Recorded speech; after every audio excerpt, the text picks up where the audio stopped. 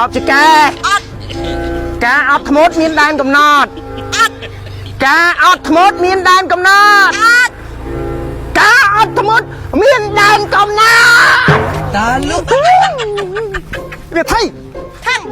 ให้ไทยบันทึงเธอไอ้น้องខ្លួនឯងไงไอ้มันก็มันนึกอะไรมันเมียนไปไอ้ทำไมไอ้กลายเป็นนั่งจังบอกกระบาลงวงนะน่ะบ่เนื้อแต่ข้างจังตีนะน้องก้อยเริ่มมาต้มในไอ้นั่นไงยังมาจุนตาหน้าเลยยังเต้าไว้เต้ามันเอ้ភាសាមនុស្សស្រីគេដេញបានតែគេចង់ឲ្យមកตาลูกភាសាមនុស្សស្រីបបាក់យល់มั้យទៅនឹងមានន័យថាឲ្យមកមែនឥឡូវមកចង់បានអីអរេចឹងអត់អីទេអញ្ចឹងឥឡូវអាភាសាមនុស្សស្រីនឹងបាក់រៀនណាឥឡូវប្រាប់មកចង់បានអីហ៎គេខ្លួនចង់ញ៉ាំនំ Mexican ហេចង់ញ៉ាំចង់បានអីមិនកុំប្រងប្រាប់ហើយខ្លួនឯងធ្វើប្តីគេអត់ដឹងថាចិត្តប្រពន្ធចង់បានអីហ៎ចាអាណាត់ដឹងគ្រប់រឿងហ៎ភាសាមនុស្សស្រីនិយាយទៅមុខទៅក្រោយអាគ្នាប្រុសនេះមិនវែងឈួតលប់អស់លីងអញណាកាន់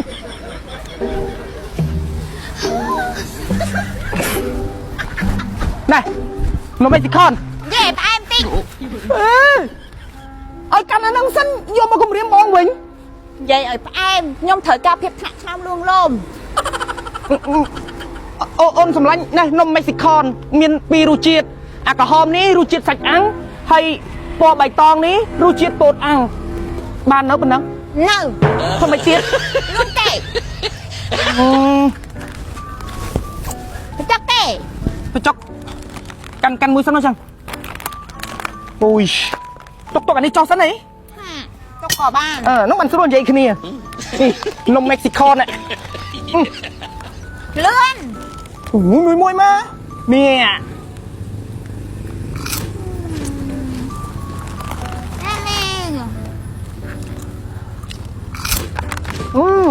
จะไปจอก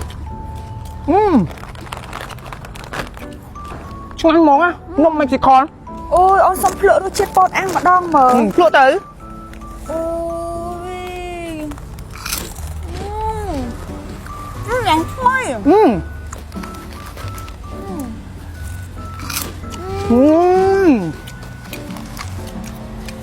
បងឲ្យយើងហត់ទិញនៅណា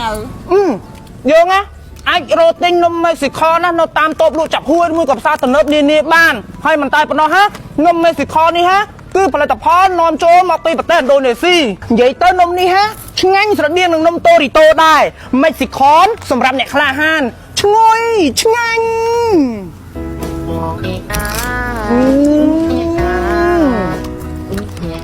មិនដែរប៉ុណ្ណឹងមួយទៀតមើល